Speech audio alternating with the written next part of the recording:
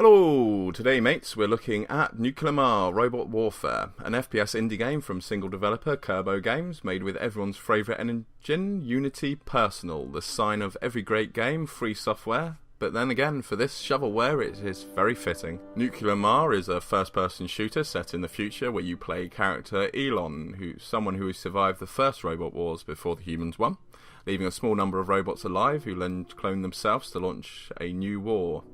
Then wake up in the current day to be locked in your room and the robots have declared war again. The characters have a sense of humour, which is shown within the relationships between him and his own robots. I say humour, well, you can be the judge of that yourself. Here's a few of their interactions.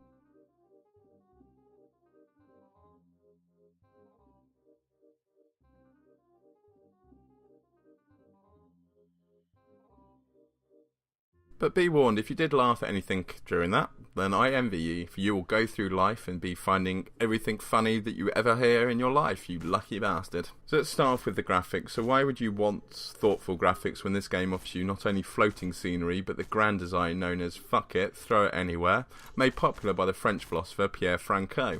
So with the textures that do not fit together correctly, and with just clutter everywhere, all the way to the top level environment designs of AI getting stuck in the walls, you'll find all the great design choices here for you in one single game. The game offers a range of enemies, from slightly weaker ones that walk in a direct line towards you, to slightly stronger robots that walk in a direct line towards you, to extremely spongy enemies that have the great tactic of walking in a straight line towards you. But don't let that fool you, for these enemies may be inspired by the historical flag bearers, but will not miss a shot. So think you can move from cover with a quick sprint, then think again. The only option you've been given here is to kill them before they kill you. So take all those tactics and practices you've learnt from all those shooters you've played over the years, and just throw them out the window, for none of them are going to work here, because that would require some thought. I mean, the levels are designed in a way to ensure you never get bored, just by making them very short. The first levels you kill about 3 to 5 enemies and you move on, all the way up to the final level where the developer has gone pure meta with his approach. During the final level you start at the bottom of a base, you climb a ladder, and that's the last level done. I love all those great games that offer you consistency. Well, why bother when you can't even jump in this game without it being inconsistent?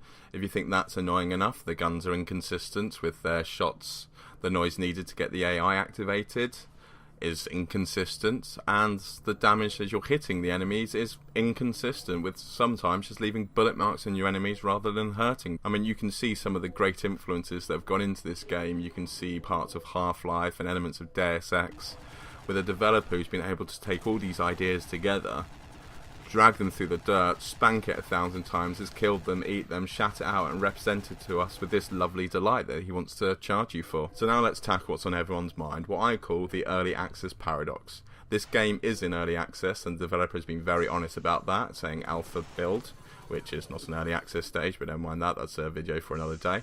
This game has a set of guns, and a good range of guns, but most of the guns are machine guns. And some of those guns are just way better than the other guns. There's no debate about that, the way they work, you just use the better guns.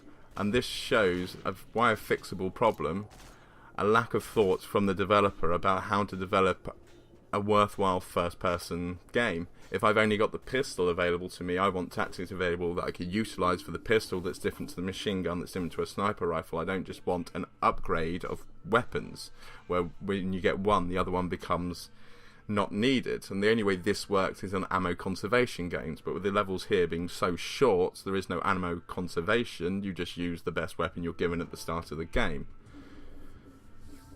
And people who think I'm being harsh, I could make a copy of Monopoly out of scrap paper and market at a slightly cheaper price than the board game.